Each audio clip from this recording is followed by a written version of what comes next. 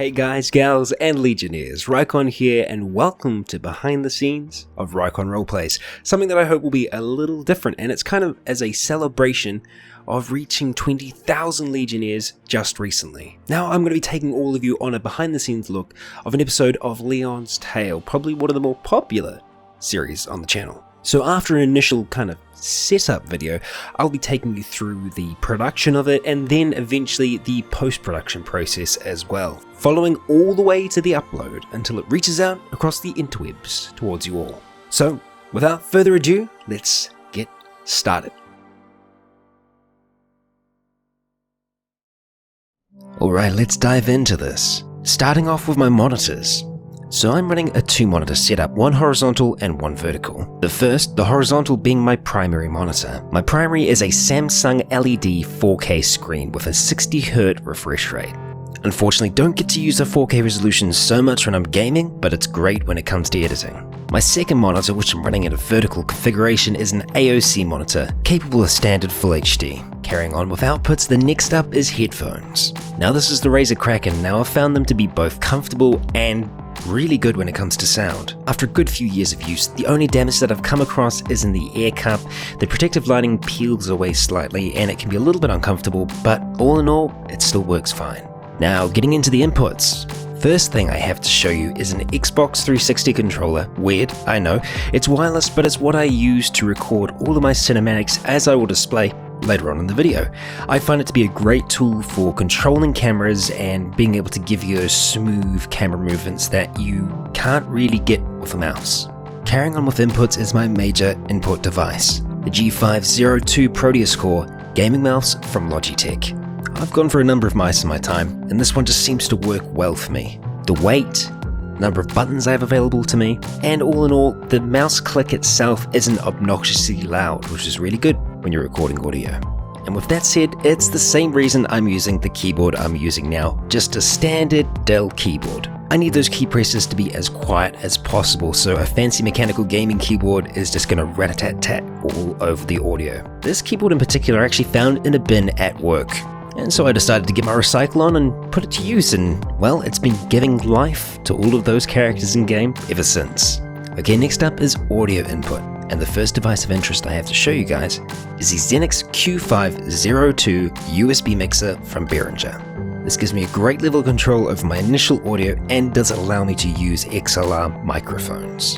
And if you follow me down along the cable here, and that leads us to the AT2020 Cardioid XLR condenser microphone from Audio-Technica. It's what you're currently hearing me speak on, and it's what you hear all the characters in games speaking with as well. I found it to be an absolutely excellent microphone, especially when I'm trying to eliminate noise from the rest of the room. It's really good at just picking up what's directly in front of it. Now in addition to this, I usually use a foam filter which goes on top of it, but I also have a pop filter as well. Now at the moment I've actually got it attached to the extendable arm, which isn't always a good idea because vibrations can travel down through the pop filter into the arm and into your microphone, which isn't good. So if you're popping heaps, you're still going to get a vibration. Something to be mindful of, but at the moment it's just for ease of recording for me. And finally here, my last input is this little notebook which I keep in front of me. I find it really handy, especially when it comes to getting to post-production afterwards. It can speed up the process if you know kind of where you want to start with your edit. Alright, so the case that houses all the goodies inside. Now, it's a Coolmaster half tower. Unfortunately, it's been such a long time that I've had it. Can't exactly remember what the model number was. But here it all is, and well, from the stickers you might be able to determine that I'm quite a fan of NASA and space in general. But diving on in and starting off with the graphics card, I'm running a GTX 970 FTW. Now the FTW is just a slightly enhanced version of the normal 970. It's pretty much just a stock overclocked version of the 970. Now the motherboard that's running all of this is a H97 Gaming 3GB motherboard. Not much else to say there, it just works. Now for RAM, I have 4 8GB sticks of Kingston HyperX RAM. It might seem like overkill, but when it comes to post-production, having that extra RAM enables me to do multiple processes at the same time. And finally, the CPU. I'm using an Intel Core i7 4790K Haswell processor. It's a 1150 LGA socket and is a 4GHz processor. Certainly isn't the fastest thing on the market, but it does a really good job for me. And as you can see, I'm using an aftermarket Coolmaster fan just to try and keep things a little bit cooler, because I do push my CPU very, very hard, especially when it comes to the rendering side of things. It's running at 100% for hours and hours on end, so keeping that thing cool, well, it's peace of mind. Things aren't going to catch fire then. Well, that wraps up the machine side of this behind the scenes, so let's get started on the recording. Alright, and we are back in. Now, as you might be able to see on the second screen I've kind of got set up here, this isn't exactly what my recording setup looks like usually, because what you've seen from the setup video is that I am rolling with a 2-monitor setup, although unfortunately it's rather difficult for me to record that vertical monitor. So I'm trying to show you as best I can what I do with my recording setup on the other screen. So I have Audacity running, as you can see right now, all my levels taking along. Audacity is a free program, it's great, and I always find it to be really important to record any kind of vocal separate from the actual game audio, because there will be so many times where my vocal will be way too low or the game will just be ridiculously high. So it pays to record it separately, because that means you can do whatever the hell you want to it and not affect the game audio. Like if I was going to chuck my reverb on, I wouldn't be able to do that. So the reverb is the echo that I get when I'm inside caves and dungeons in Skyrim. So if I was to do that, it would add that reverb to the game as well, and it would start sounding really weird. So if you're recording audio, it's great to do separately, and I find that Audacity just works for me. I've never had any errors with it, I haven't had any crashes, fingers crossed.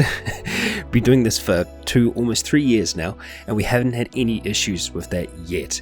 Now, what I'm using to do my actual recording is Shadowplay and NVIDIA. Now, I had been using Fraps for a very, very long time, and Fraps is great, but the video size is huge. So when I was just doing Skyrim and Logan's Tale, and I was usually doing them very separate from each other, so I'd be doing one for a few months and then swapping onto the other. That was okay, but media management becomes a big problem when you're using Fraps, because the file sizes are just so huge, and if I was to try and do a daily series like Fallout 4, it just wouldn't happen. But with NVIDIA GeForce Experience Shadowplay, I can make sure that I'm getting really, really good quality video, and actually at a pretty damn good frame rate as well, because it's not as taxing on the system. And the file sizes aren't ginormous, they're big. Like, each episode is very big, and you'll see that once we kind of get to the post-production side of this, but it's not as big as it would be. So, as you've seen, my monitor that I've got at the moment is a 4K monitor, but I do have to scale the resolution down for Skyrim. Running it in 2K or in 4K is just a little bit too much for my system, unfortunately, whilst recording and doing everything else on the side. So I usually change the resolution back down to 1080 before I get recording, which looks a little bit weird to my eye looking at the screen, but in the recording comes out just fine. So you can see my settings here. Unfortunately, I can't go in and show you while we are recording, because I am just recording the desktop at the moment, but it is recording the in-game resolution, so whatever I set Skyrim to be, it will be that resolution, but I always find it good to change this monitor to the resolution that the game will be. Otherwise, it freaks out the second monitor and makes it go all strange, so that helps as well. We're recording in 60 frames, and we're recording at 130 megabytes per second, so it's pretty much the absolute most that Shadowplay can give me. And that way, I'm kind of guaranteed to get the best kind of quality possible, because Shadowplay is really good, but with all different recording softwares, I find whenever we're in an area where there's a lot of movement, and if I'm doing a lot of moving around, you've got to get pixelation. So by having a faster megabytes per second here, it's going to help me in the long run. It does, however, mean rather large file sizes, which can be taxing on the system. So that's the audio and the video side of it. The only other piece of software that I run is a free little clock here, X-Note timer. I find it great. I can make it really nice and large, and unfortunately each time you go into it you need to reset your hotkeys, but that's okay. So I usually just set them up like that, and then bam, I can see exactly how long I've been recording for. It gives me a really good idea as to how long the episodes actually be going for. I could just kind of look at the times up here in Audacity, but generally I've been recording audio a lot longer than I've been playing, so I find this to be really helpful. We can just start it and stop it. We don't have to exit the game at all. So I usually set that up just to the side, just underneath Audacity. Again, this is usually on the vertical monitor, so yeah, it's a little different. Now I suppose the next step of this is showing exactly where and how I'm recording to my drive. So I've got two separate drives, just two basic drives, not solid state, just regular old drives. And well, as you can see, we're already chewing up a decent amount of media on them. On my C drive, I'm storing games, software, everything like that. And on the D drive is where I'm storing all of the footage. That's video and audio and pretty much all the media, everything and anything to do with Rycon Roleplays. So my file structure works pretty simply. Under here, I've got all the different series. You might be able to see some which have never actually made it onto the channel, and those are for various reasons. Maybe I'll get to those later on. But we are wanting to go to Skyrim, that's where we are. Project files is where I'm storing most of the actual project files for editing itself. I'll get into that a little bit more in post-production, but project media is what we're after. And as you can see here, this is where I'm storing exports. We've actually got all the art in here as well. And this is records, this is where I'm storing everything. I was doing a date system, which was working well, so I would just create a folder for each different set of recordings that I did. But after a while, I kind of just got a little bit lazy, and I've just started recording straight into here, which I've found fine. As long as I label each episode properly, works out. Take it to your boo. So this is where we are going to be recording to today. You can see that I've got an unsynced folder up here. We'll get into that later. Next thing. Before I forget, the reason I generally tend to try and keep this window open is because the only unfortunate negative thing about Shadowplay is that occasionally it hasn't recorded. Most of the time you can see that it's recording fine, but sometimes it can just drop the record and not tell you about it. And this happened to me once or twice. Luckily it hasn't happened to me with Fallout, because that would be a real pain in the ass, because I would find it quite difficult to go back and try and do it again. But luckily we haven't had that happen there. I have had it happen with Skyrim. I had it happen 2 episodes in a row, so I had to do the entire thing over. And that's after recording for a good few hours. And you'll see today exactly how long we do end up recording for each episode. So I keep this open. It just allows me to see the file getting created. It just makes it so much easier. Peace of mind. Alright, I've added just a little bit of overlay here just to show you exactly what the second screen kind of looks like while I'm recording.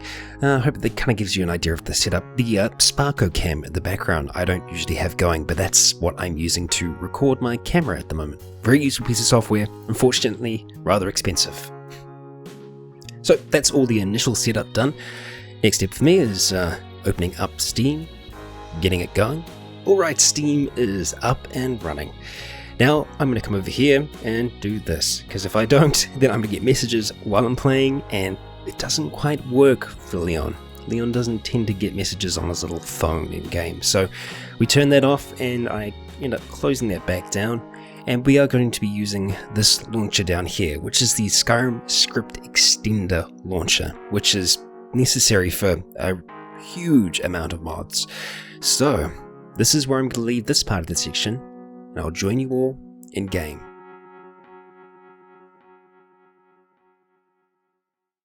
Alrighty, we are now in the wonderful world of Skyrim. Now, we need to sync up our audio and video, because otherwise it's going to be very difficult to time my voice with the actual game itself. So there's a very easy way that I do this, and that's by heading into our menu here and just doing some verbal cues.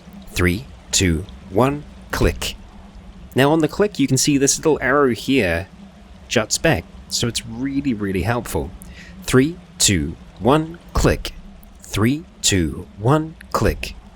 It's just a really nice, easy way for me to see that once we actually get to post-production and just match it up with my voice. Dead easy. Now that's done, we can get started on the opening cinematic for the episode. And I do have something rather different planned, as some of you might already be able to tell. Now, I have already just done a quick look here. I've got us a code for a bandit that we're going to spawn in. There's a very specific reason why we need this bandit, and you'll all find out. Sorry, buddy. That should do. We're now going to select this bandit, and disable them.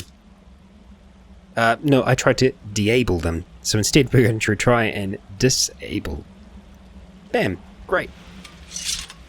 Now that I have my necessary blood here, we'll be able to do something as long as Serana stays out the way. This is probably why Skyrim takes slightly longer than some other games, because of NPCs and oh so many factors. Alright, now we need to get Leon just the right position. I think that's going to do just fine. I need to find the right animation now. I'm sure we'll be able to find it. Now what I use to do my animations is a mod called Puppet Master. At least I believe it's Puppet Master, but it gives us this item here, this puppeteer figurine that we can use on ourselves. We need to find the right animation. This is probably one of the more useful mods. It's being able to control exactly what I want Leon to do. And I can use the same thing on Serana as well if I needed her to be doing anything specific. But we do need one of Leon kind of crouched over. We don't need a dying one. But I think under idols we should be able to find a proper crouching one. Kneel down.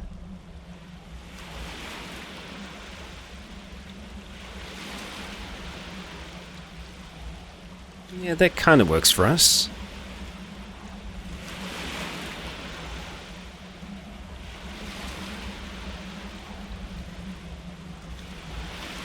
Alright, we're going to go with it. So now I'm going to use TFC, which is going to unlock the camera. That means that we can move pretty much anywhere we like. I think we're actually going to start off just down here by the waterline.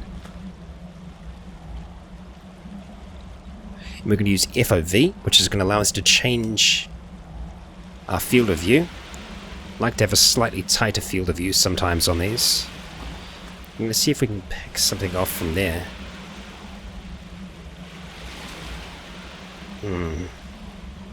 I don't know if I'm fully on board with that pose. I'm going to see if I can change it.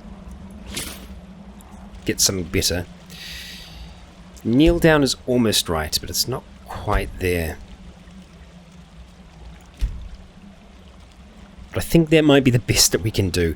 Fortunately, sometimes I just need to make a sacrifice and just go with whatever I can.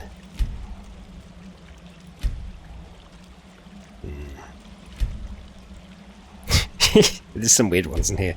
There really are. I think that's probably going to be the best that we can do, unfortunately. But it's not the end of the world. And it still kind of works for me. So, the next step for me is to get this little sucker here, which I'm now showing on the camera. So this is just a wireless Xbox 360 controller. So I can just start that up whenever I want, and that's what I use to control my camera in game. So now, jumping back to the game, we can see I can control the camera. Although unfortunately sometimes it can be a little jolty, and it's something that I've noticed since I kind of reinstalled Skyrim recently, which is unfortunate. We're now going to change the camera speed with SUCSM, and we're going to have a little play around until we get the kind of speed that we want. So I'm going to try 0.05, so we can see it's moving a lot slower now. So I think that's going to work for us. Alright, we're going to give that a go.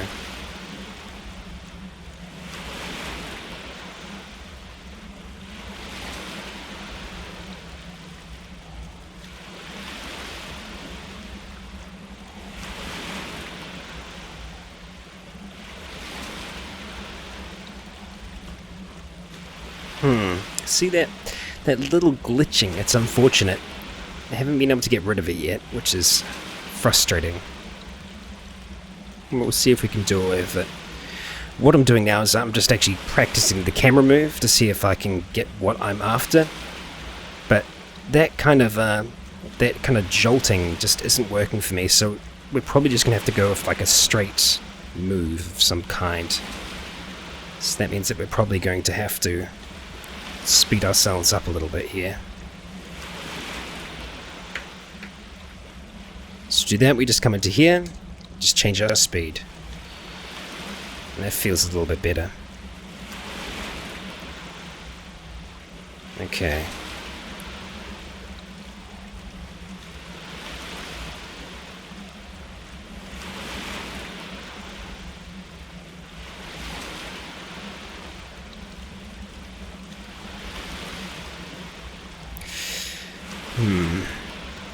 The move works for me. So now I'm going to come in and I'm actually going to change the speed that the game's running at. So we're going to use SGMT to be able to do that, and we're going to go to 0.3. Just because I think a slower speed here will work quite well. And ideally what I would like to do would be to move across as Leon is slowly falling to the ground. I think that's going to work out for us. So to do that, we are going to have to get him to stand back up again, unfortunately. So, may be difficult. Alright, now I'm going to have to disconnect that controller again. I like the bird. It's a nice touch. We might actually go with that shadow. So, we are now back here. We want to get him to cancel that animation that he's doing right now. So let's see, we want to reset. Now what we're going to do is we're going to change the game time so it's essentially no speed at all. You never want to make it absolute 0 because it can crash the game, but that's essentially 0. So now we're going to come into here, we're going to go to figurine, and we are going to tell him to do his little kneel. So we're going to go back to the main menu, idols, I think it was part 1, kneel down. So he's very slowly starting to kneel down. We're going to free our camera. We're going to speed it up so we can actually get it into position. Let's give it 10 for now. Lots of speed.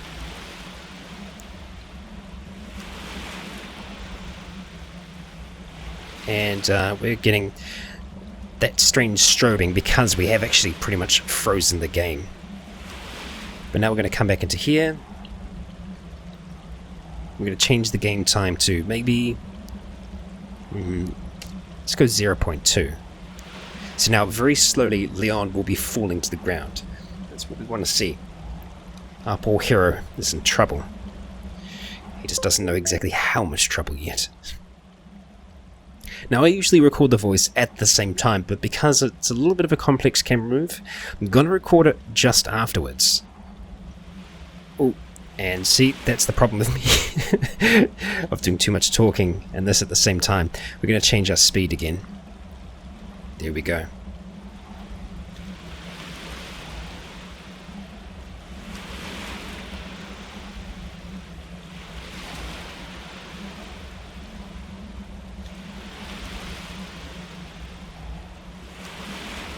Ah, he's already gone.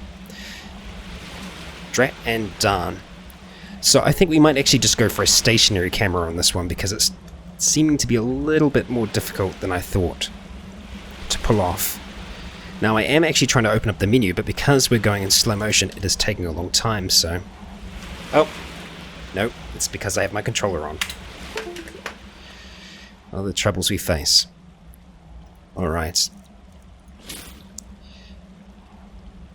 Let's get you to reset. Back to what you're normally doing. Serana, I would like you to get out the way.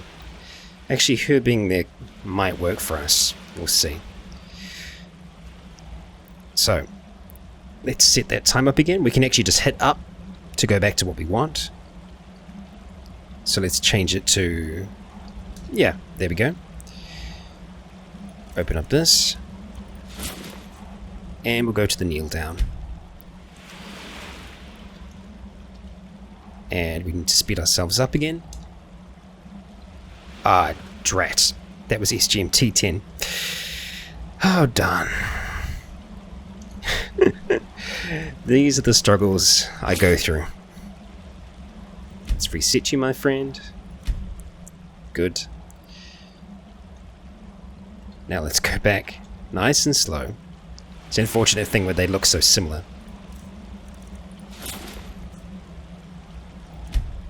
Great. Just change that. Get ourselves in position. Now, this probably won't be the opening shot, but it's kind of the main shot that I'm wanting to do for this, so we'll line it up. And that's working for me at the moment. So now we'll come into here, and we'll just change the game time to 0.2.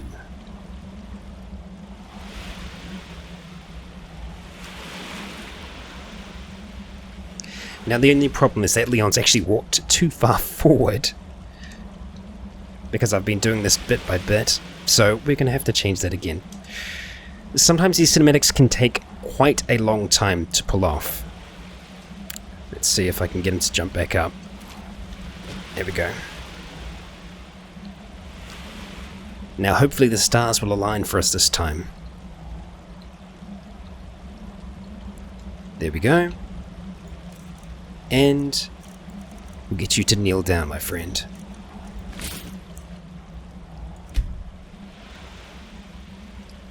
Now I'm probably going to do two different versions of this shot, one far away and one close up. So this will be our first one, which is going to be our kind of our wide shot. And I'm probably actually going to go a little bit slower this time. We're going to go 0.1.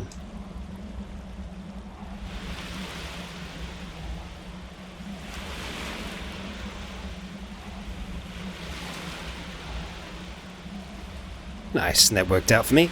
Now I'm going to quickly come over here and try and catch this bird while we can, because we have a moment.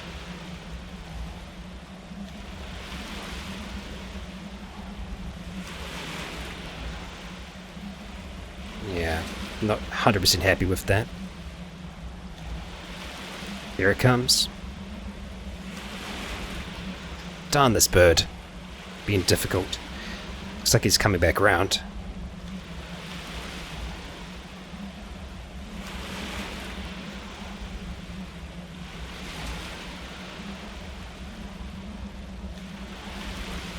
So we're just going to get this little bit here. It's going to help with our start. And we'll just get the circling. Majestic. Wild and wonderful.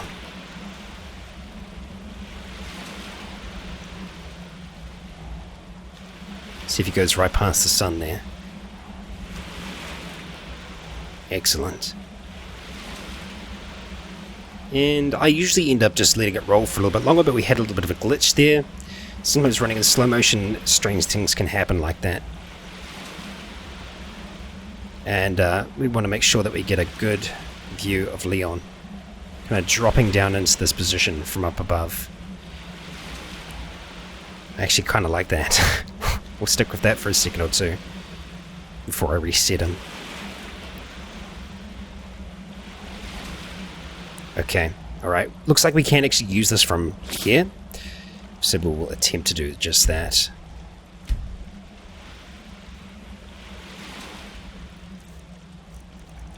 Oh, drat.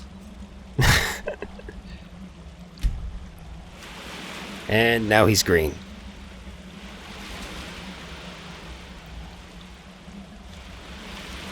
Which unfortunately doesn't work for me. Oh, darn it. It's starting to vanish though, so we'll just reset him again really quick.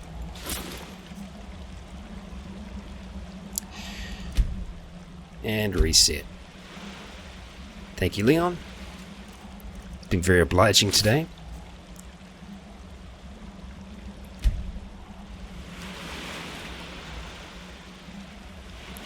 See, he's moving forward every time, just like bit by bit.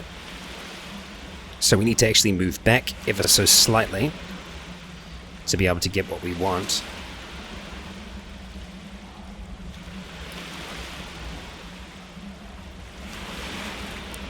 So let's get him to reset again.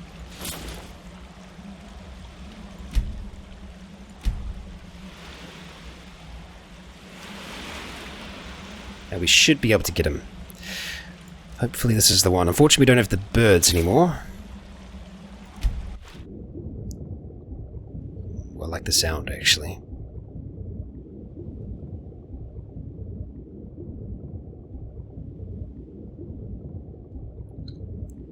And then we're just going to come from here. I want to try and get Leon's hand at Serana.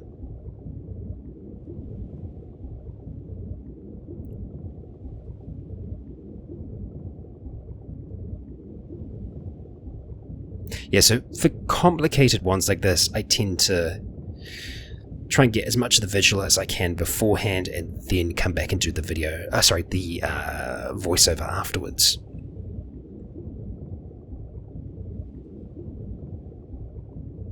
And then we want to actually see what Leon's looking at, and, well, it's this big splatter of blood, which is ejected from him, from his mouth. He's thrown it up. Strange things are happening to Leon. Strange things indeed. Alright, we're just going to drop down to see if we can get some other interesting shots with the blood here. It's a little flat, that's the only problem. But I think for now that's going to work as part of our introduction. So now's the part where I kind of awkwardly try and record the sounds afterwards. So let's see if we can sound that up for a second. And I'll start doing Leonidas Aventus. See, this is me going through my kind of thinking process at the moment. But I think Leon's going to kind of narrate through this now, actually. I felt it coming from deep within me. A burning like none other. I feared the beast.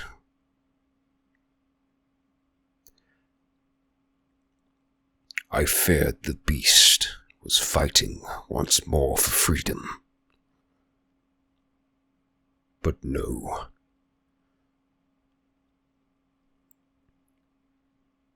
But no. This was something else. Something different.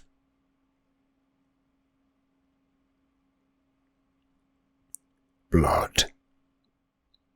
It began in small amounts before it was gushing from my mouth. The taste of metal and salt. As it was ejected from me.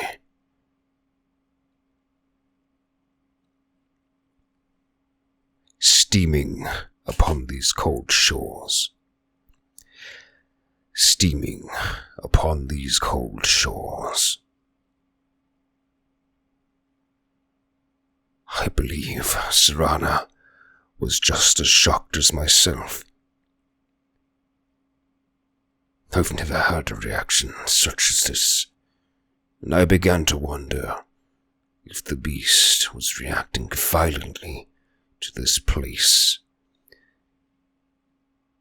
This home of this home of Serana.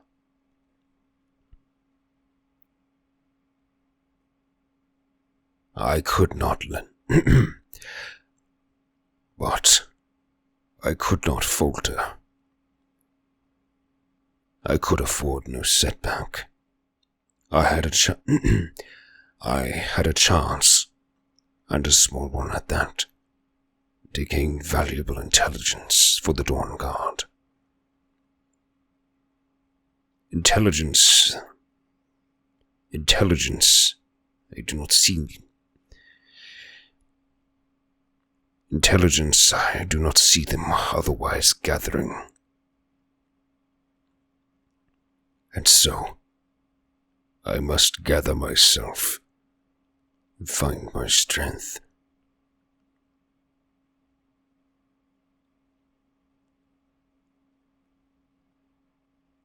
There it is. It's always there. Deeper inside. The thing that powers me. The thing that gives me strength. The thing that I hate and despise. That beast still beats within this heart.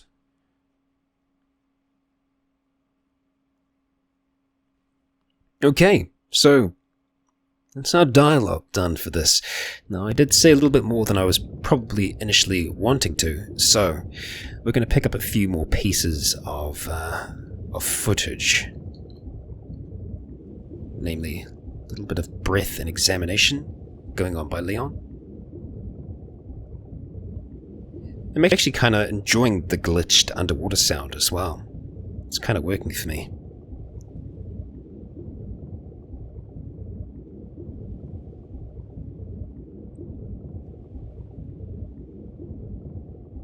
I think we're looking pretty good right there. So, the heart, the beast. Need to find a way to visually kind of show it.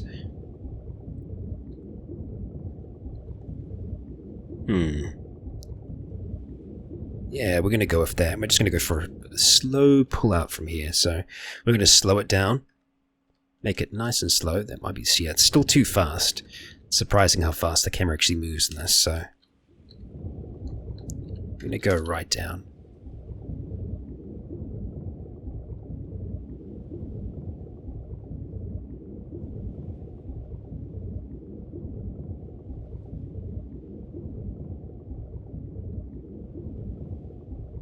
Alright, I think that's going to be us. Although, saying that we did actually start glitching through Leon's arm, but I don't think we actually saw that. I'm going to speed up again, and we're just going to come around and we're going to grab some of Dawnbreaker, which should be just hanging out here. Again, a little glitched with the cape there, unfortunately, but I'm kind of enjoying the birds again. I'm liking the birds today.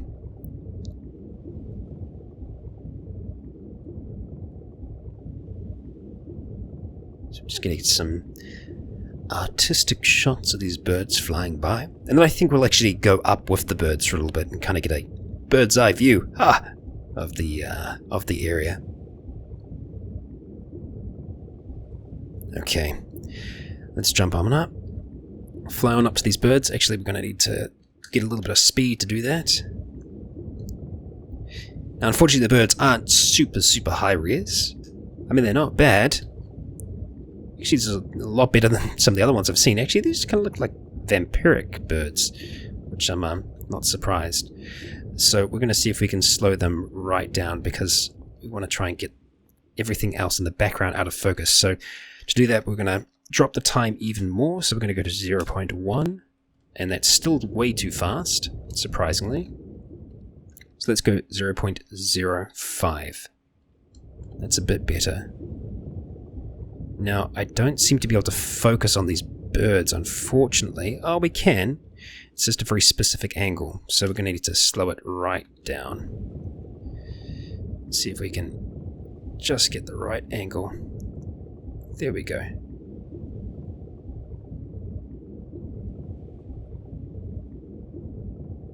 I don't like it. Nope. Don't like it. Don't like it. We'll see if we can get another angle of some kind. Oh yeah, that works for me a little bit more. Yeah, that's better. Let it go past the castle. Depth of field's a little jarring how fast it changes, but we can work with it. And I think that's our opening cinematic done. There's a chance I might be doing more cinematics throughout the episode. We'll see how we do. I'm unsure yet. I'm feeling like we might end up doing one in the main chamber here. So we need to reset our field of view, just FOV. And then we can jump in on Leon. I just need to reorganize my desk a little bit here.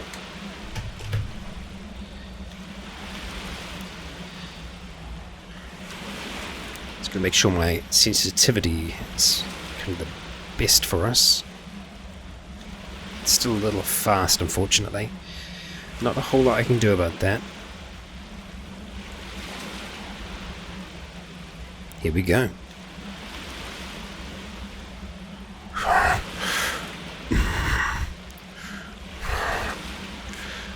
Do not threat.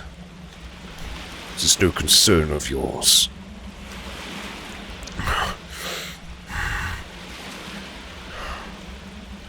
Your family is waiting. We should progress. Foul keep.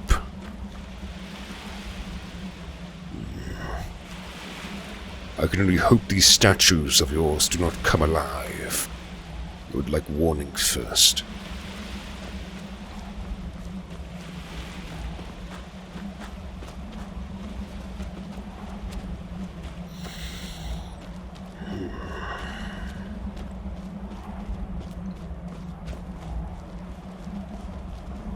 Hey, so, before we go in there... What? What is it? I wanted to thank you for getting me this far, but after we get in there, I'm going to go my own way for a while. I think. I know your friends would probably want to kill everything in here. I'm hoping you can show some more control than that. Once we're inside, just keep quiet for a bit. Let me take the lead. I'll do my best, but I cannot promise anything. I'll do my best, but I cannot promise anything. So occasionally I need to pick up little bits of dialogue like that.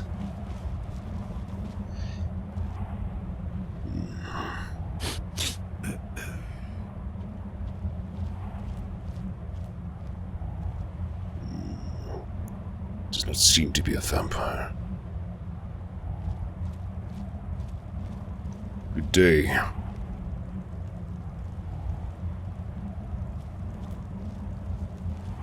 With me. How dare you trespass here? Wait, Serana? Is that truly you? I cannot believe my eyes.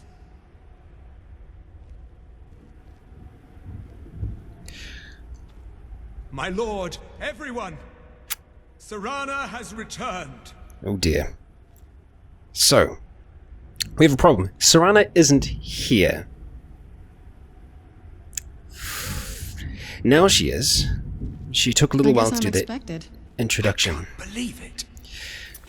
So sometimes I do have to redo small parts like that, which is unfortunate, but because of the nature of Skyrim, it's kind of necessary, unfortunately. So we're going to reload, and I'm just going to do my best not to turn my camera around.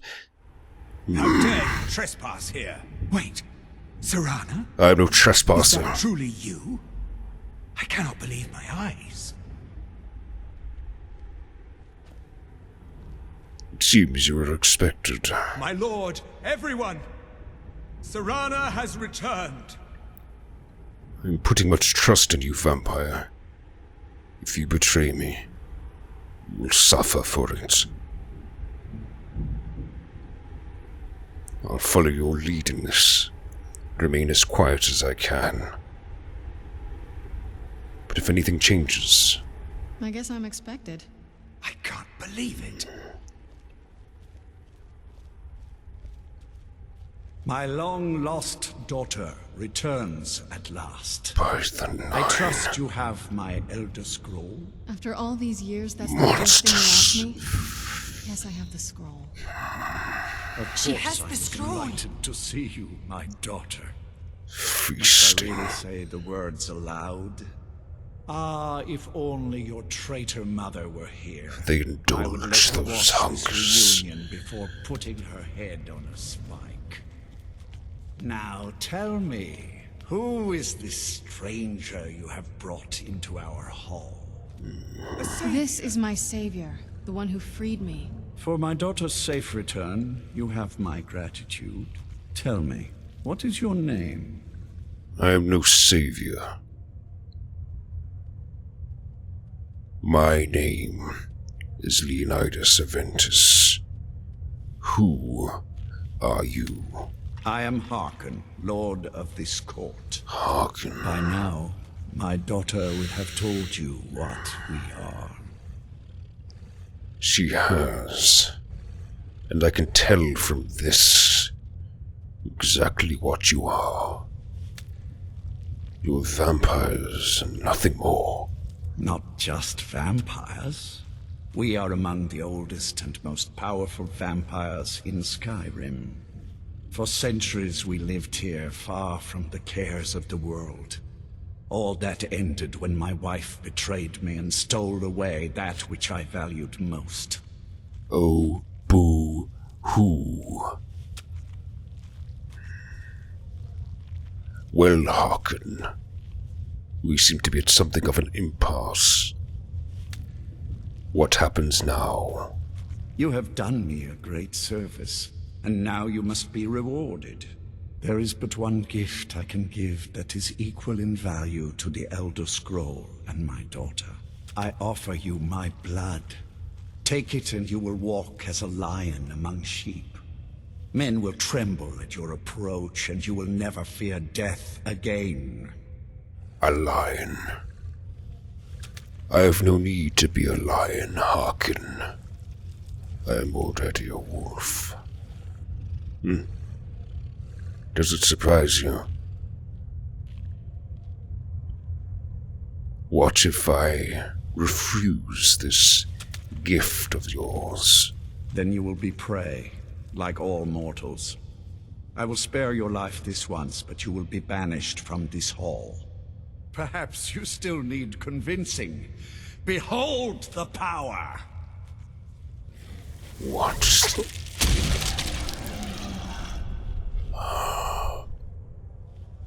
No, Daedra. Something else. Quite a display, Harkin.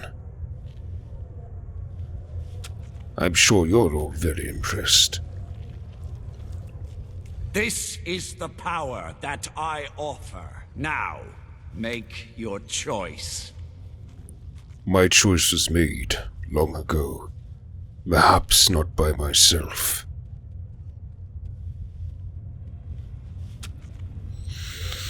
I'm cursed. I need not another. I refuse your gift. So be it. You are prey, like all mortals. I banish you. Farewell. For now.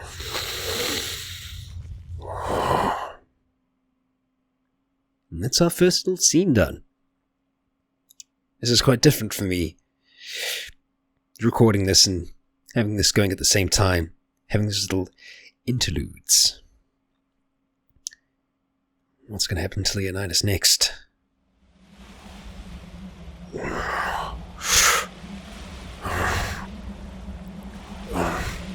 am I? What?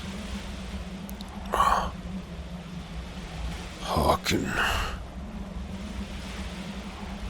Serana. Very well. I may be banished from your keep, Harkin.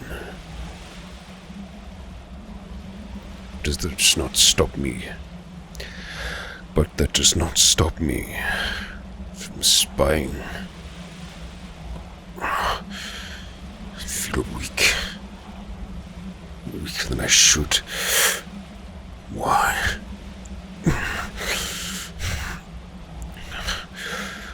The loss of blood, perhaps. They would not let it keep me. I must find weaknesses. No fort is impregnable. There are ways, and I will find them. I must be wary of them, however. They have watches of their own. But I'm sure their confidence is their downfall. They would not expect one to attack them here, in their fortress.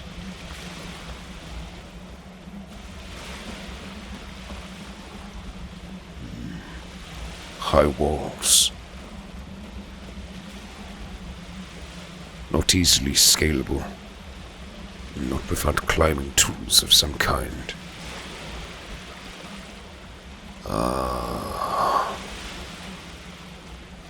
There we are.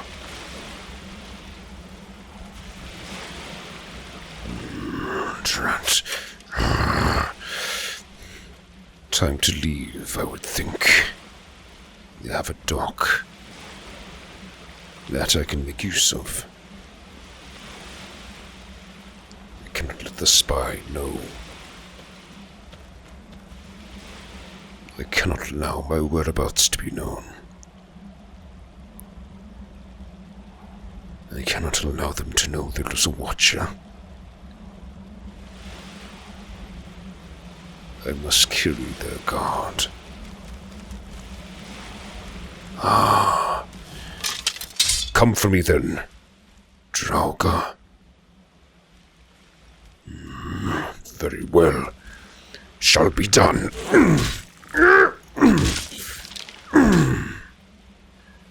An old bag of bones and nothing more.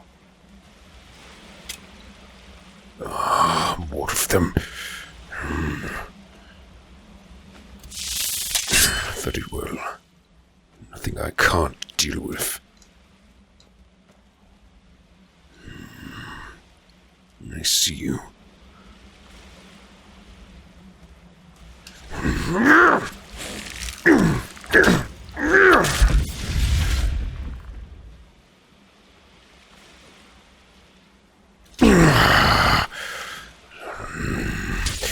Mages. They're certainly well protected. I'll give them that.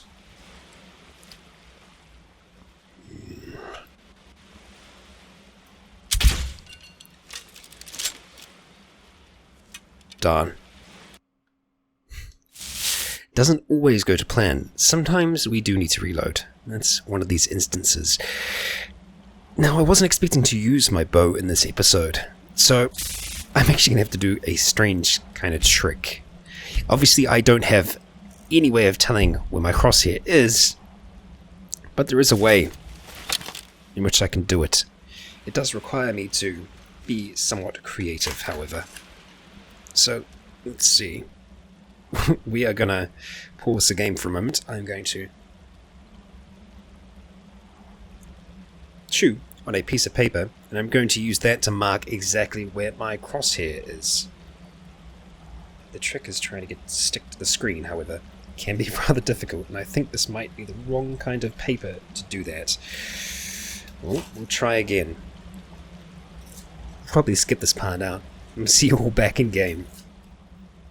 Now, unfortunately, it would seem that the camera recording software that I'm using in tandem with this is causing the game to crash. So that's what that crash was from. So unfortunately, I'm having to have the camera off for now, but I hope to still be able to explain things as I'm going along.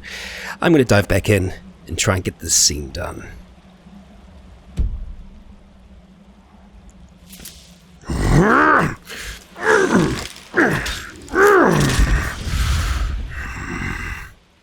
More of the creatures are on the walls. The mage. It will not be easy to fight them from here. Perhaps the bow. Unless I can lure it to me. It's not a Draugr at all. Skeletons. Makes sense that these creatures would be necromancers. The undead summoning the dead.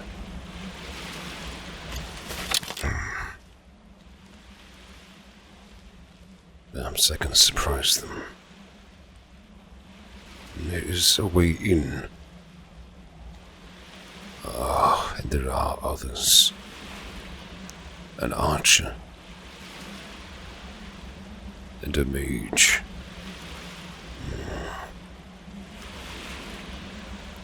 I will try.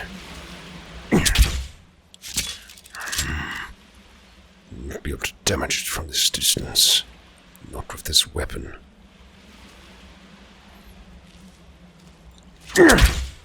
Drat.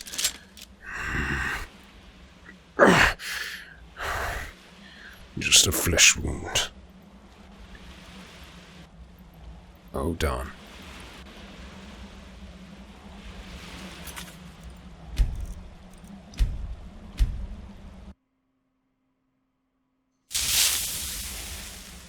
An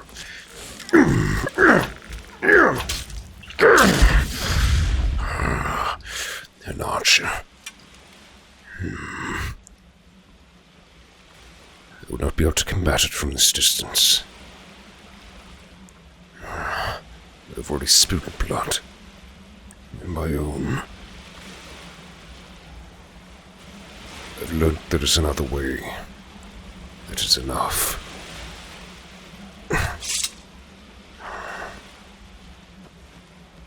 Dawnguard will be pleased. I'll be more than happy to leave this place behind. Return to Banner. Return to the fort. It is much to tell Isran.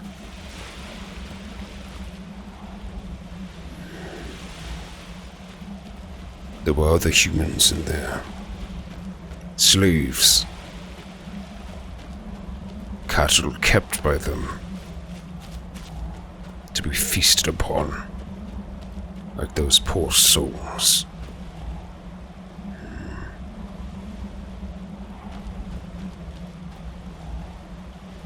Watchtower. Appears empty. If they keep no guards, we might be able to attack. If the element of surprise.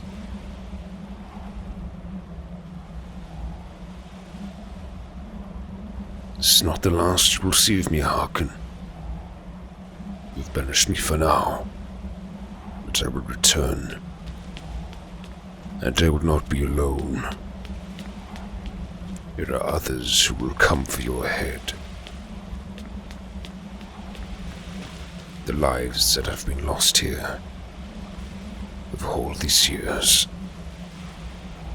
they will be avenged. I will be sure of it.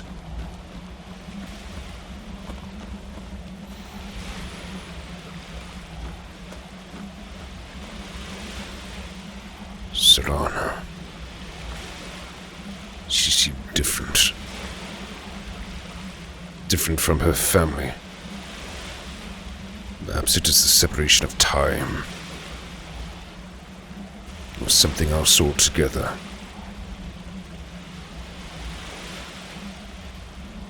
I must return.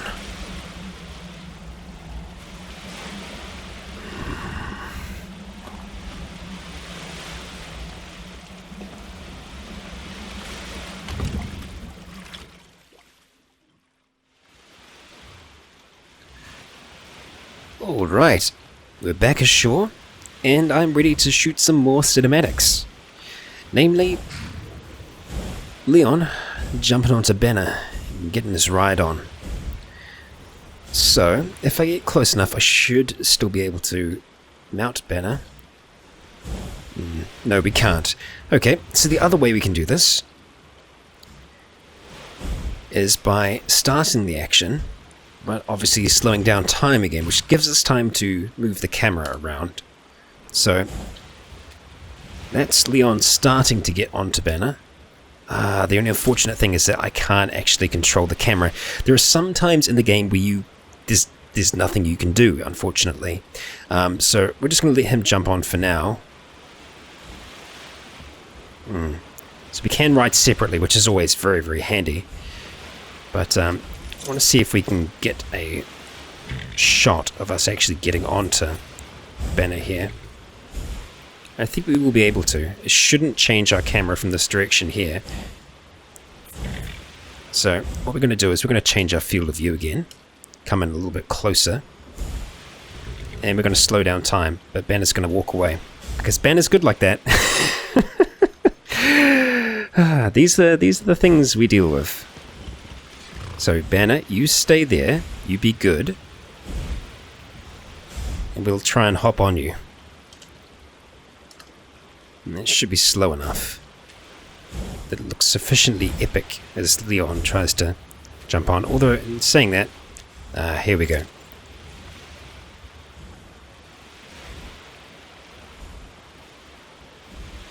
is a little glitchy, unfortunately.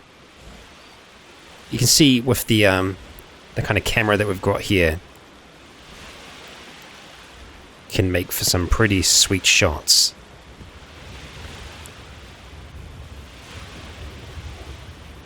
So we're just going to ride along the shore here for a little bit.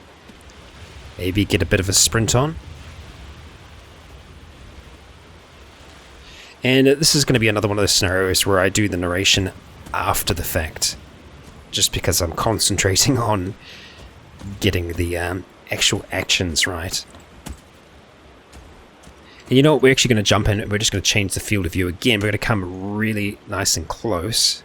Like crazy close.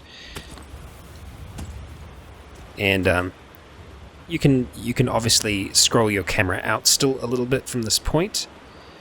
We don't want to just get Banner's ass. We do want to still try and get some other bits and pieces here. But we'll just see what we're able to get.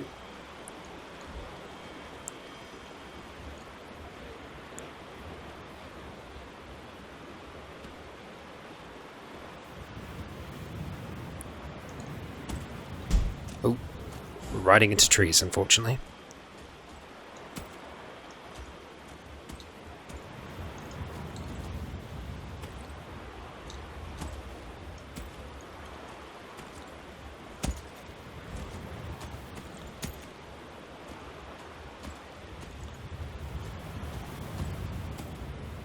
Try and get some vertical stuff for them now.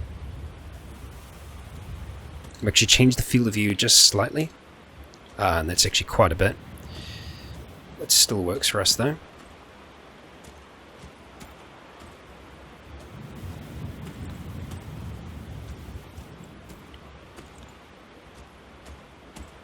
And now at this point, we'll just get time back to normal.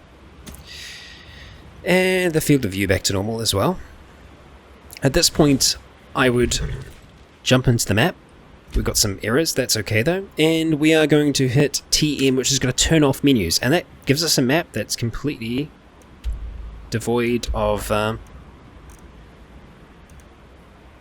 any kind of icons. So I think we can still slow down time here as well. So actually we'll bring the menu back on for a second. So it can be a little bit difficult when you can't actually see what you're typing. We'll see if we can get it to actually affect the scroll speed here. I don't think it's going to, unfortunately. And I don't think we can... No. It's worth a try. I will see if that does affect it here. I don't think it does. Yeah, so what I'm essentially wanting to do is kind of do a flyover like that, which I think we can. It's just difficult to get just right. So I think we need to bring it up to the kind of this top corner, and then I'm just going to try and do this a few times. Obviously we need to make sure that we're...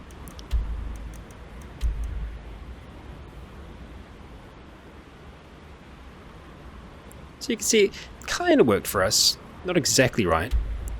We can always reverse the video as well, so I'm just getting a flyover at the moment.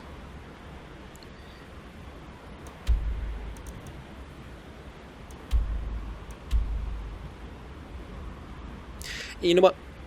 That works for me. So we're going to go for that. I'm now going to exit, and I'm just going to do a little bit of extra dialogue that Leon's going to be doing over the top of that. So let's see, get things to quieten down a little bit. The information I had gathered. What's the fork called? I don't think she told us what it was.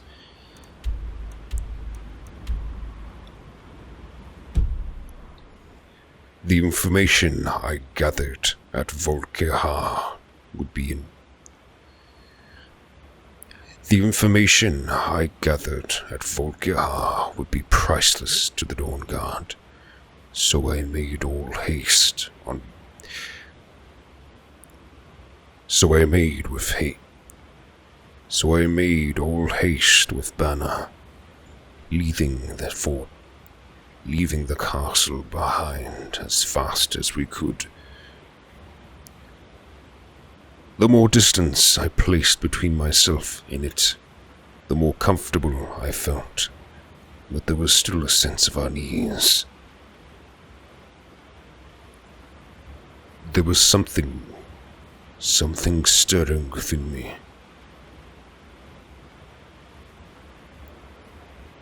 And it felt different from the beast gnawing at my sides, nipping at my heels. This was something altogether different.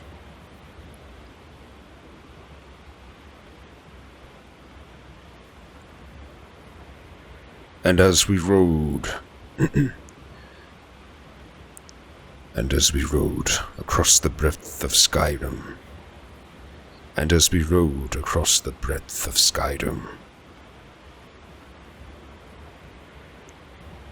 I felt a hunger stir within me.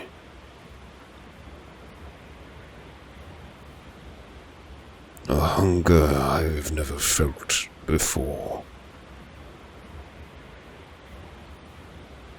And it frightened me. Well, that is our little voiceover narration for that part done. We are now going to get traveling on down here. Now, whenever I do a ride for the first time, I always ride there myself, and you see me do that as part of the actual video. But we are just going to fast travel to Fort Dawnguard because otherwise it'll take up the majority of the episode, and we don't quite want that, do we?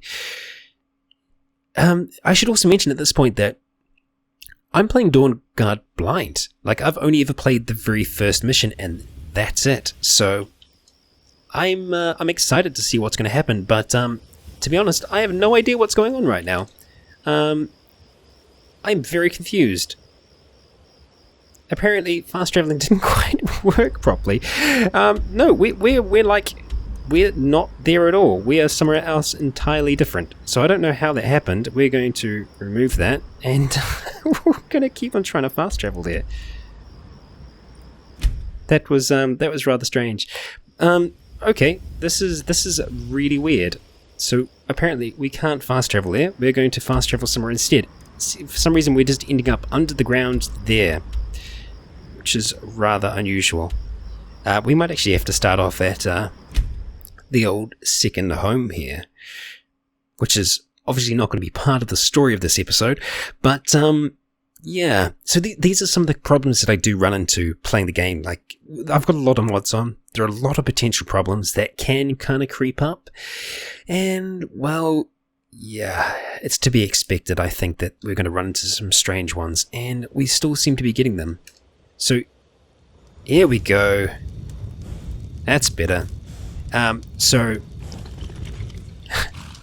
obviously time is still slow, and for some reason the camera is locked onto banner, which I've never seen happen before. I guess this is from fast traveling while we were in free cam, although I don't think we were. I'm rather confused, but hopefully we can fix it if we get back onto him. Get back off. Okay, all seems to be well. We are going to get a move on. It's a beautiful night tonight. Let's see if we can actually fast travel there now, because yeah, there was just some confusing errors we were getting. I'm probably going to pick up a few extra bits of yeah. So we had to actually leave banner behind to be able to continue on here. Getting some really interesting effects that I haven't really seen before. So now I need to try and think of a creative way to actually kind of get Leon walking here still. Unfortunately, because it's so late at night, it is quite dark. Probably too dark for me to be able to see properly. I really do like those in the background, but we are rather dark, so what I'm going to do is I'm going to quickly come into here, because things get crazy dark on YouTube. So this is probably going to look a little bit washed out, unfortunately, but it's kind of the best we can do right now. So we're going to come in like that, and then we are going to slow down time again, probably to 0.3. Okay, too far, way too far. We're going to go 0.5 for now. So we're on half speed. We have Leon walking dramatically. Just trying to see if we can get an interesting angle here. Unfortunately, we are getting some bushes and whatnot. So I think for now, we're just going to get him walking away from this waterfall.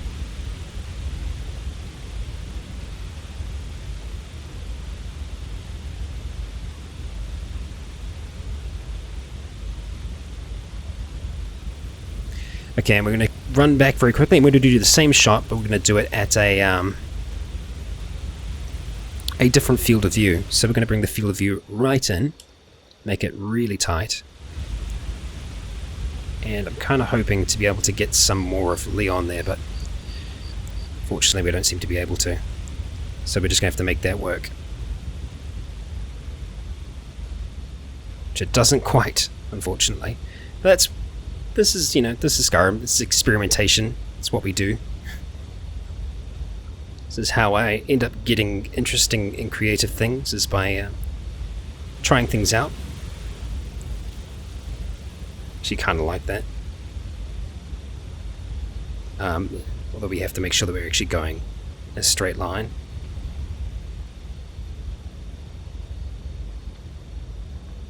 See if we can come down to his feet now. It's going to be difficult though, that's the only problem. Yeah, the only unfortunate thing is that with free cam on, you don't move. So that's, yeah. That's the unfortunate thing there.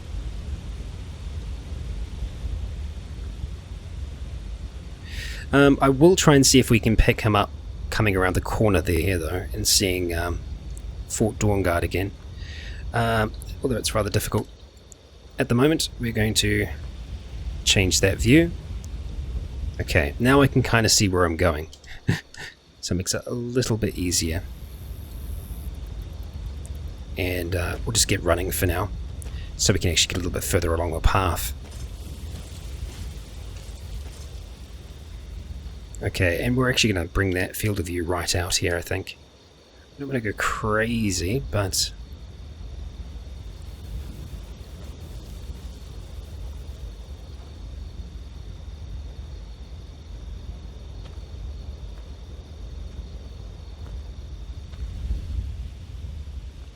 And we'll just kind of get the reverse of this as well.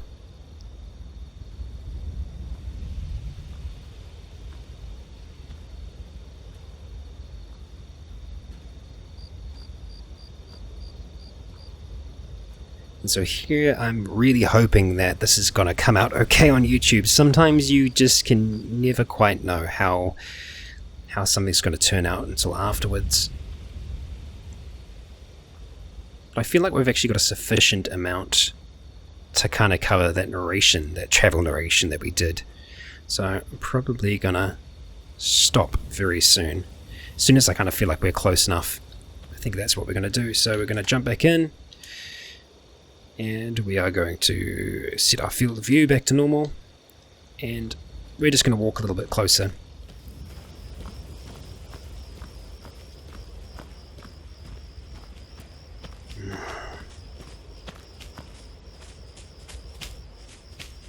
A rabbit, nothing more.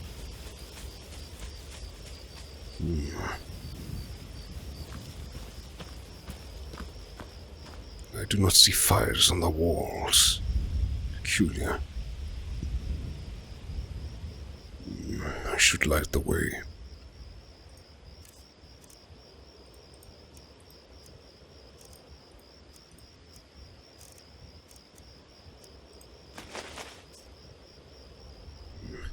Better.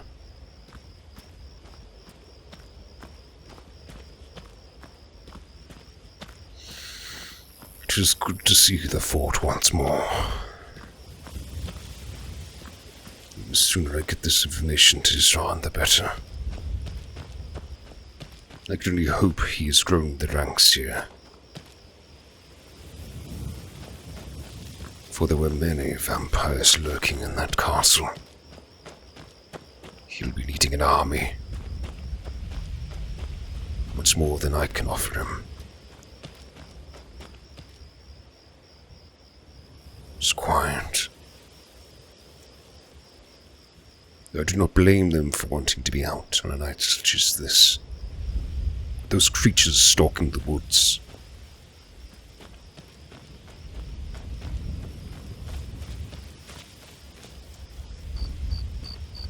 My orcish friend does not appear to be here. Inside, no doubt. Wise. I will join him. What was that? Voices. What in the nine? Hold!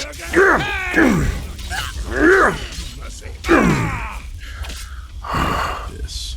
I should have known it was only a matter of time before they found us. It's the price we pay for openly recruiting. We'll have to step up our defenses. I suppose. I don't suppose you have some good news for me. I do. Guards. An open attack. Here. Brazen of them. Stupid. Strange aura. Magic does this Dawnguard possess?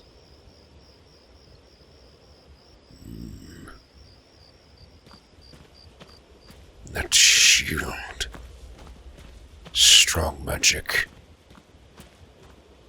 They can handle themselves. They would not have survived so far if they couldn't. You should not be surprised.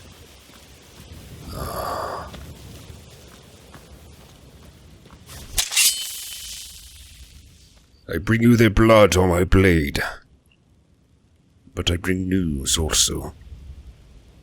Good and bad. You should talk. Look at this. I should have known it was only a matter of time before they found us. It's the price we pay for openly recruiting. We'll have to step up our defenses. I don't suppose you have some good news for me. I have news, but I wouldn't exactly call it good. Of course. Why did I suppose differently? Fine. Tell me what you know. The vampires were looking for a woman trapped in Dim Hollow. A vampire. A woman? Trapped in there? That doesn't make any sense. Who is she? More importantly, where is she? She wanted to go home, so I took her there. As it turns out, she's the daughter of a powerful vampire lord. And so you delivered her to them. It is something else. They have in their possession an Elder Scroll. They what?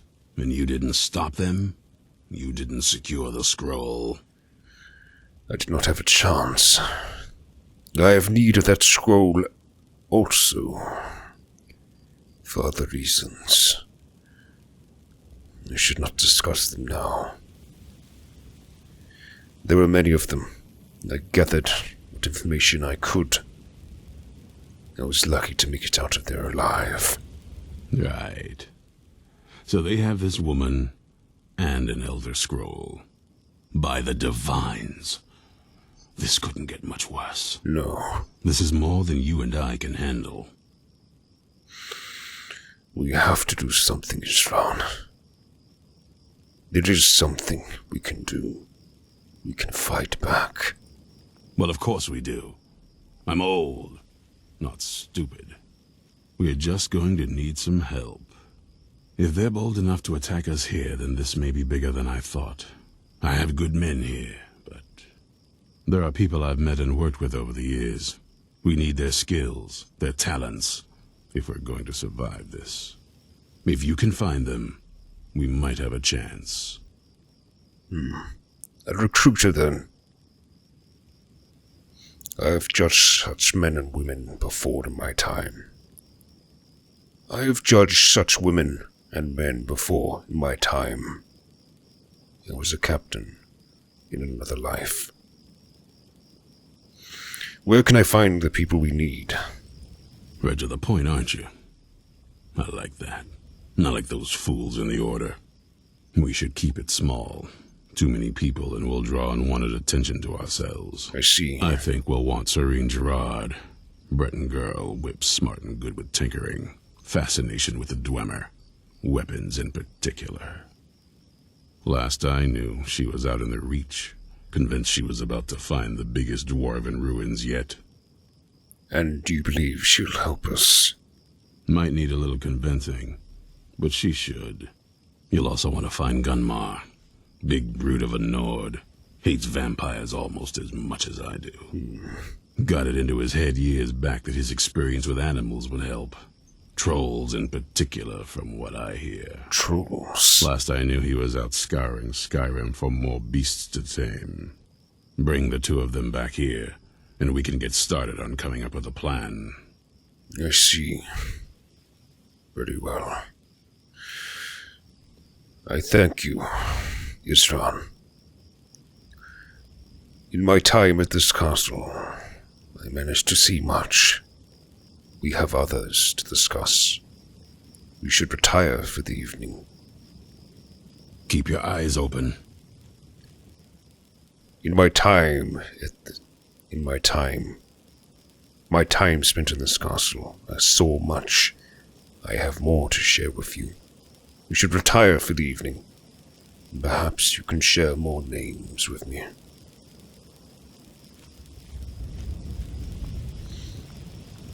I'll see you inside. Good eve. Your crossbow has served me well.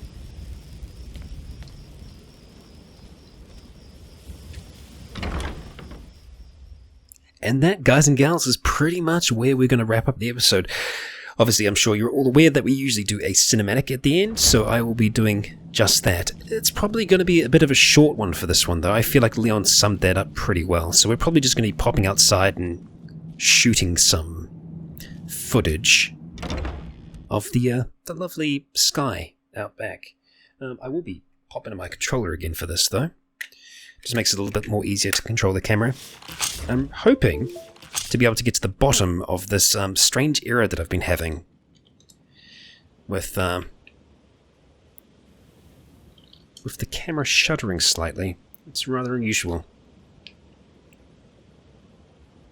So, I think this is where we're going to leave it. We just need to try and find a good angle to work with. Yeah, see this shuddering here. I never used to get this before, and I don't think it's because of the EMB that we're using now. It's something else that's just causing a strange problem. I used to have this in Fallout 4 when I first started playing, so I'm going to see if there is something similar going on there, but unfortunately we don't have the time to fix that right now. So I think instead we might end up doing a bit of a pull-out from Isran here. Except we want to make sure we kind of get the speed right. I think that should about do it.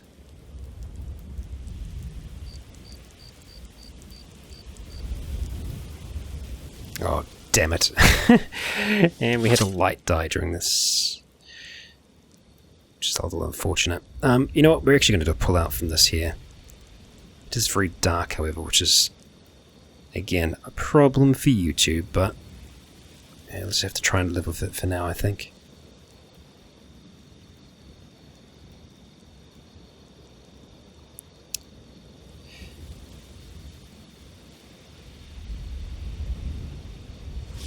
Oh, man. I need to stop changing equipment.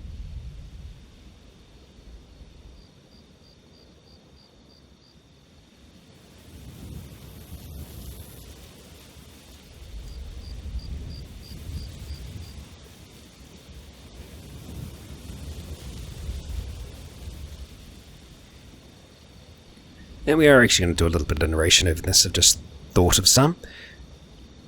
It's pretty much how it happens with me.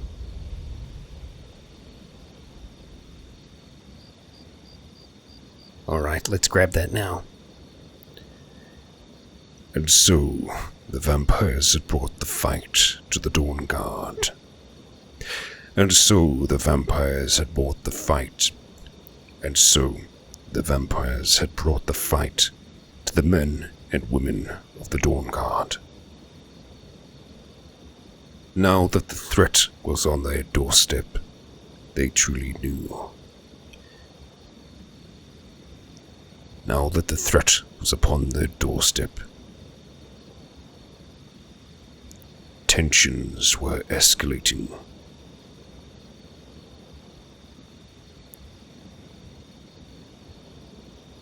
I would need to do all I could to calm these people, but there was still a part of myself. That felt unease.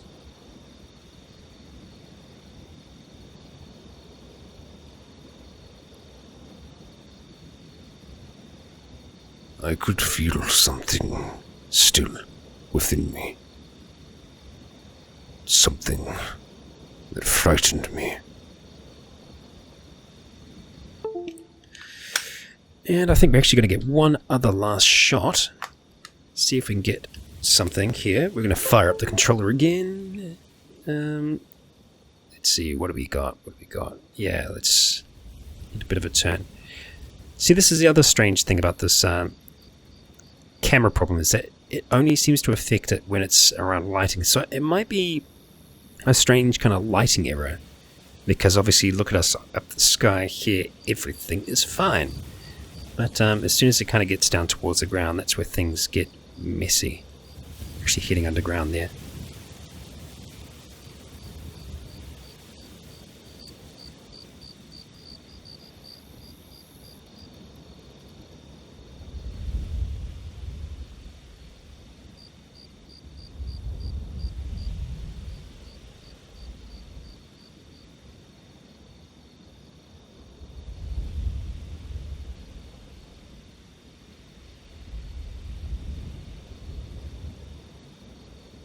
Alright, well, guys and gals, that wraps us up for the recording section of this. Actually, well, it doesn't entirely.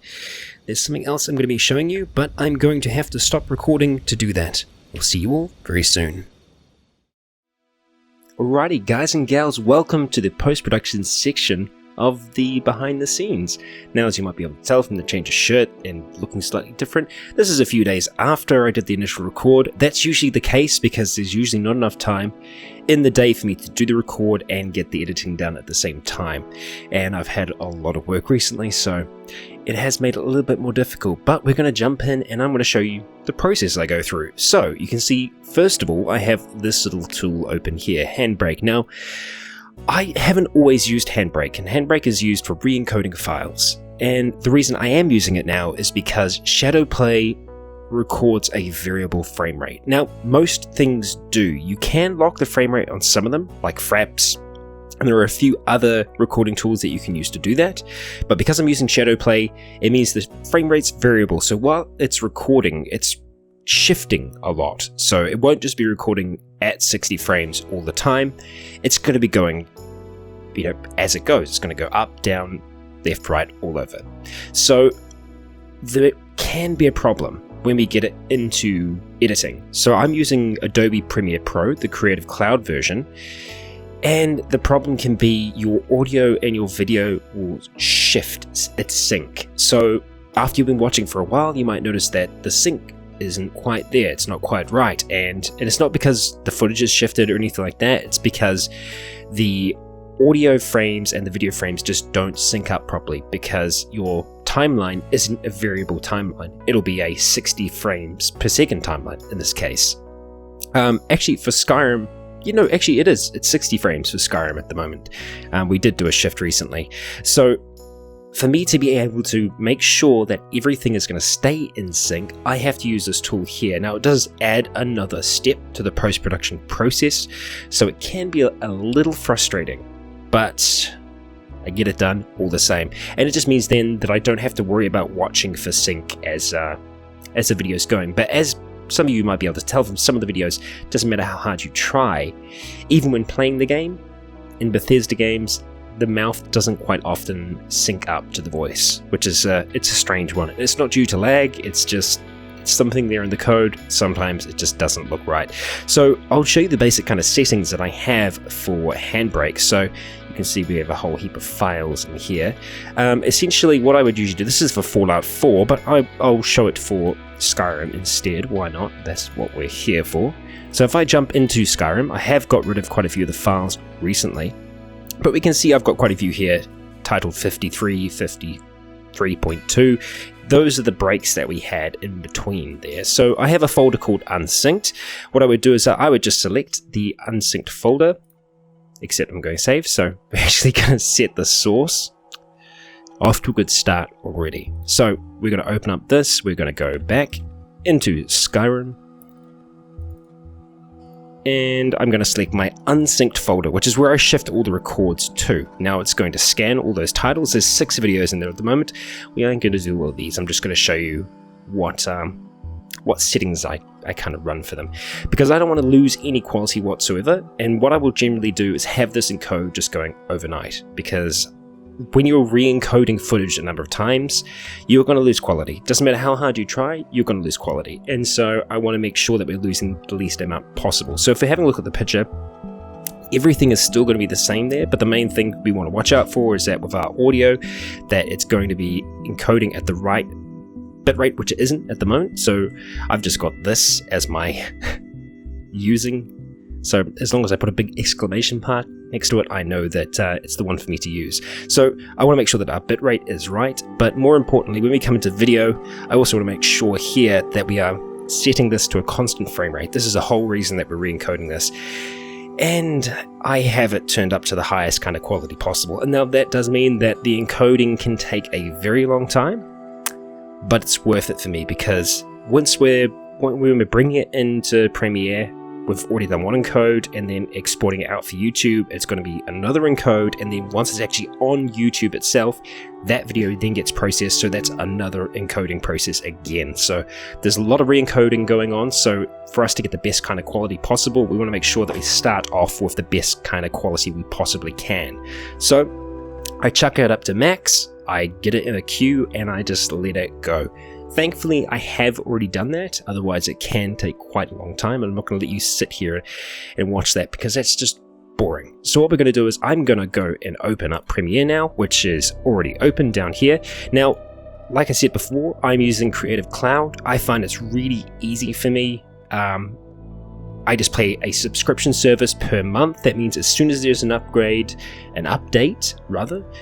well, I suppose an upgrade as well, you get it automatically. It's just bam, it's there, ready to go. You don't have to worry about it, and it's affordable. It's affordable enough. It can be a little bit pricey, but you can get the entire Creative Collection for, I think in my case, it's around about $50 a month. So it can be a bit, but for the software you're getting, it's worth it. And this stuff just works. There's no errors. It just works. It's nice and pleasant to have to not worry about those kind of errors, because when you're dealing with your footage, the last thing you want to do is be losing stuff.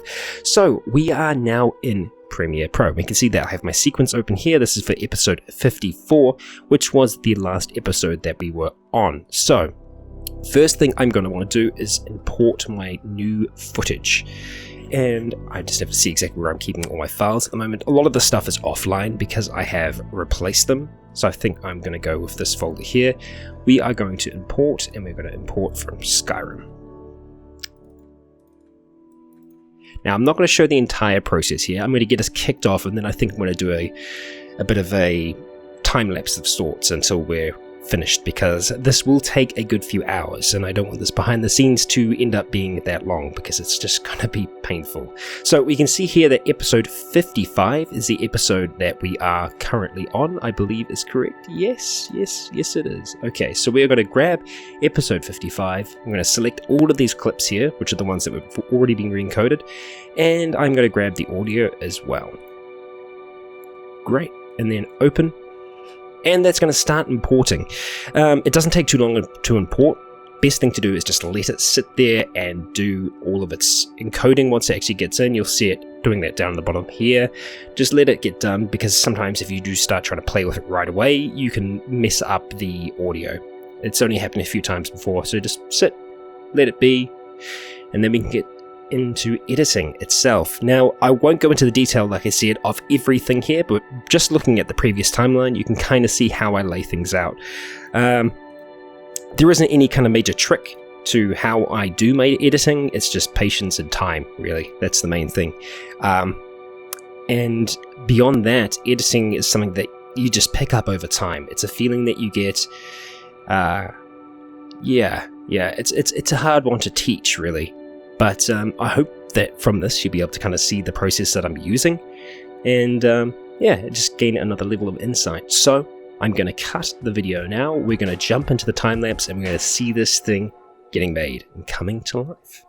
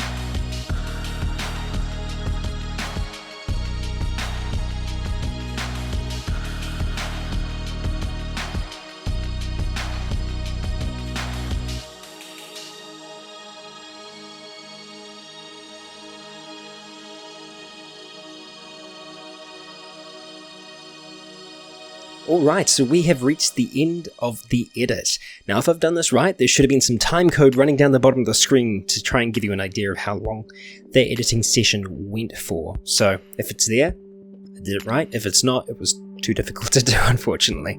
But this is us, we're at the end, this is our full timeline. It's going to look different every time. Sometimes it's more music heavy, other times not so much, and we can see that this episode's come to around about 25 minutes and 30 seconds. Now the reason for that is because we had a decent amount of travel in it, and that takes up a lot of the time usually, but because they're places that we've already been, the travel was kind of cut out, and it ended up just being those cutscenes, so that means that it takes more time in post-production, but it's less time actually in the video itself. But from what you can tell, there's still a lot of content in there. It's still chunky, even though, most episodes, they generally tend to be 40 minutes to an hour long. There's still a lot of, meat to this one, I think. And that's the reason behind that is that I don't try and aim to have a specific time for an episode. It's usually based upon a section of the story that I'm wanting to get done. So I'm never going to push to get to a timeline, because then sometimes things can seem drawn out and a lot of stuff that doesn't need to be in there ends up being left in there. So this one is going to be 25. So our next step is to get into exporting. So I'm going to open up. I have a preset here. Now, this is the preset that I've had work best for me, but obviously there are probably better solutions out there, so let me know in the comments if you have any other better ideas. But for me, I export 1920 by 1080 for Skyrim. Other things it does vary. We're at 60 frames per second and it's progressive. Now, New Zealand, it's PAL for me, but I figured YouTube is a US website, so I tend to export in NTSC. Haven't had any crazy problems with that yet either. I use a 2-pass on my encoding. That means it does need to encode twice, so the encoding is going to take twice as long. So it can end up using quite a bit of time on your PC, something to watch out for. As long as you have the time to spare, it's good. Otherwise, it can really, But it does make for a better quality video, so I recommend it. I'm also at 20 megabytes per second. It means that we're going to end up with a file that's around about, well, just under 4 gigs.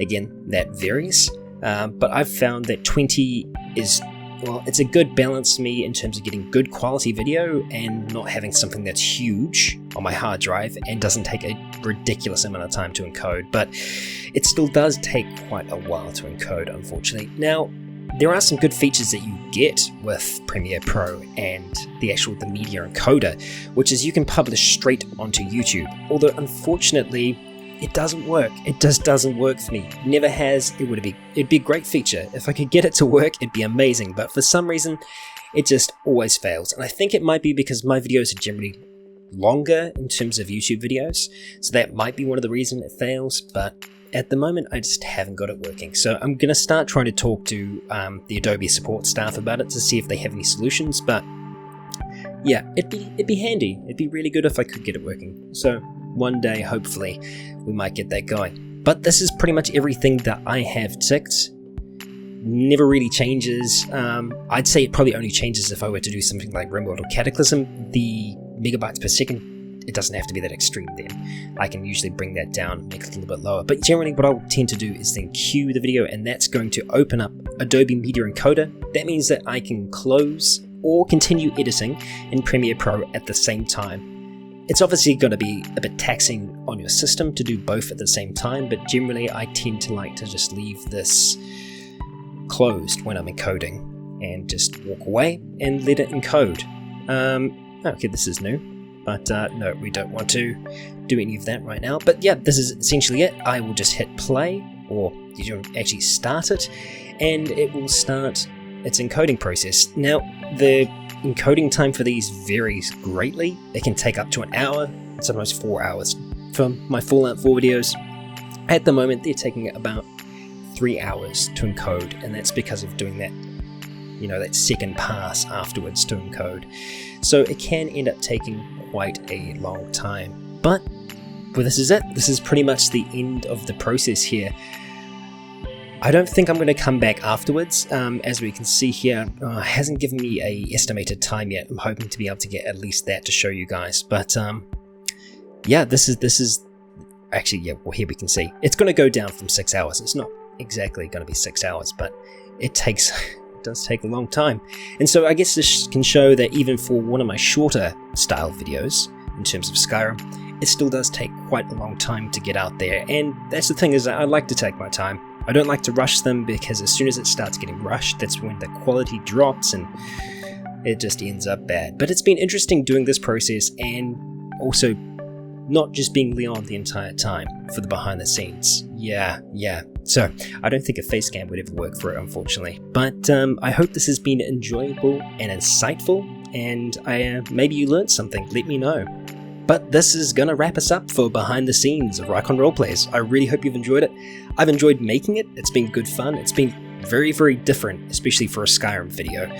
And thank you to every single one of you who has subscribed recently and helped us get to that 20,000 subscriber mark. It's a pretty ginormous milestone, considering it wasn't that long ago that we were at 10,000. So I'm glad there are still so many of you out there who are enjoying these videos, and I hope to be able to keep on sharing them for as long as I can.